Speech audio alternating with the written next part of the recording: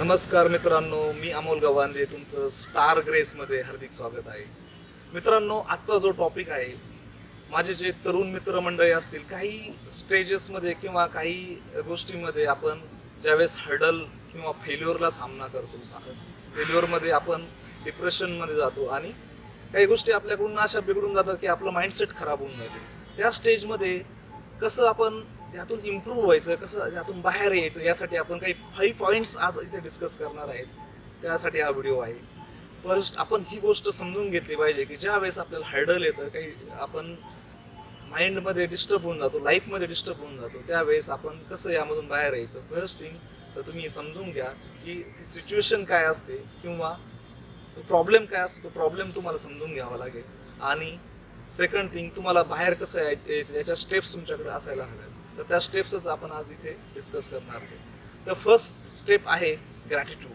Gratitude means ज्या वेळेस आपण काहीतरी माइंडसेट आपला डिस्टर्ब असतो, त्यावेळेस आपण फर्स्ट थिंग ग्रॅटिट्यूड केलं पाहिजे. म्हणजे काय तर थँक्यूनेस. म्हणजे बघा, आपण काहीतरी डिस्टर्ब असल्यामुळे आपण फक्त लक्ष पुढे असतं की सगळं जिथं डिस्टर्ब आहे तिथं असतं, पण आपल्याकडे काय चांगलं आहे, आता आपण जिवंत आहे, ही गोष्ट खूप मोठी असते, त्याकडे आपण दुर्लक्ष करत असतो. म्हणून ग्रॅटिट्यूड म्हणजे थँक्यूनेस, फॉरगिव्हनेस हा आपल्यामध्ये असला पाहिजे. हा ग्रॅटिट्यूडचा पार्ट आहे. सेकंड पार्ट आहे स्पिरिच्युअलिटी. स्पिरिच्युअलिटी मीन्स आध्यात्मिकता. म्हणजे ज्या वेळेस आपण मानतो, आपला विश्वास असतो की देव आहे, हा युनिव्हर्स आहे, या जगात काहीतरी एक शक्ती आहे, त्यावर आपण विश्वास ठेवतो. त्याप्रमाणे आपण स्पिरिच्युअलिटीला फॉलो करतो, आध्यात्मिकतेला फॉलो करतो आणि त्यातून मेडिटेशन्स करतो. तो आपल्याला माइंडसेटला एक स्टेबल करण्यासाठी एक खूप मोठा सपोर्ट असतो. थर्ड थिंग आहे नेचर. B with nature. म्हणजे काय तर तुम्ही निसर्गाच्या सानिध्यात जा. ज्यावेळेस तुमचं माइंड डिस्टर्ब असेल, त्यावेळेस तुम्हाला निसर्ग त्यातून इम्प्रूव्ह होण्यासाठी खूप मदत करेल. म्हणून निसर्गाच्या सानिध्यात जा. तिथे तुम्हाला खूप चांगला ऑक्सिजन मिळेल, जो तुमच्या ब्रेनसाठी खूप चांगला असेल आणि त्यातून तुम्ही इम्प्रूव्ह होत जा. तर third point nature. B with nature. म्हणजे आपण बघा, ज्यावेळेस एखाद्या नदी किनारी जातो, एखाद्या गार्डनमध्ये जातो, त्यावेळेस आपलं माइंड हे फ्रेश होत असतं. फोर्थ पॉईंट आहे रिडिंग.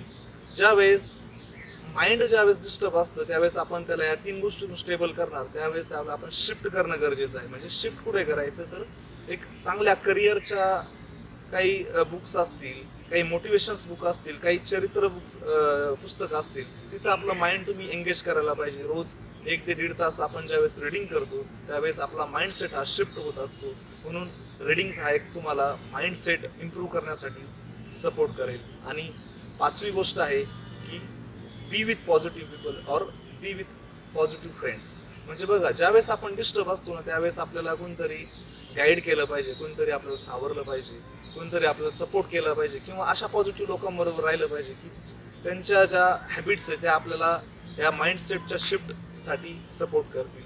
म्हणून या 5 टिप्स ज्यावेळेस तुम्ही फॉलो करता, नक्कीच मित्रांनो, तुम्ही तुमच्या डिप्रेशनमधून, तुमच्या स्ट्रगल्समधून, तुमच्या हर्डल लाईफमधून इम्प्रूव्ह होतात आणि त्याचा तुम्हाला फायदा होईल.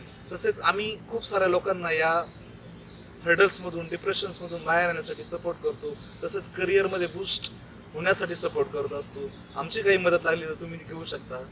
नमस्ते, मी Amol Gawande. Thank you so much. स्टारगसचे व्हिडिओ बघितल्याबद्दल तुमचं धन्यवाद. आणि असेच तुम्हाला नवीन नवीन व्हिडिओ जर बघायचे असेल तर तुम्ही चॅनलला लाईक, सबस्क्राईब करा आणि मित्रांना शेअर करा.